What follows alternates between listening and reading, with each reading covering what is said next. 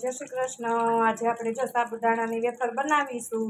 આપણે સાબુદાણાને ધોઈને ઓવરનાઇટ આપણે સુકાવા દેવા પલાળ્યા છે પાણીની અંદર। પછી આપણે સવારમાં જો આવી રીતે અસલ ફૂલીને સરસ મજાનો થઈ જાય, જો આમ ભાંગીને તો આખો સાબુદાણાનો ભંગાઈ જાય છે। એટલે આપણો આ સાબુદાણા તૈયાર થઈ ગયા। હવે એને આપણે વેફર પાડીશું। તો આપણે આની અંદર આંધણ મૂક્યું છે પાણીનું, એની અંદર આપણે સાબુદાણાને નાખી દઈશું। અને આપણે આંધણ મૂક્યું છે એની અંદર હળદર, આખું જીરું, તલ ને આદુ, મરચી, તીખી મરચી આવે કાશ્મીરી, અને સૂકેલા મરચાં છે એને જીરીક ખાંડીને અધકચરા સૂકેલા મરચાં અને મીઠું સ્વાદ અનુસાર અને થોડીક અમથી હિંગ નાખીને આપણે સાબુદાણાને ઉકળવા મૂકશું। હવે આને આપણે ધીમા ગેસે ફૂલ ગેસે આપણે ઉકાળશું।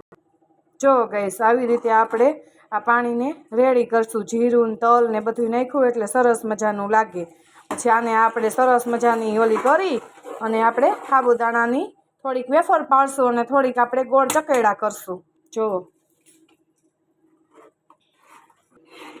જો આને આમ પછી થોડીક વાર હલાવ્યા રાખવાનું, એટલે આપણે સાબુદાણા સરસ મજાના તો રેડી થઈ જશે। ધીમે ધીમે હલાવશો ને એટલે હવે આપણે આની સાબુદાણાની વેફર કરશું।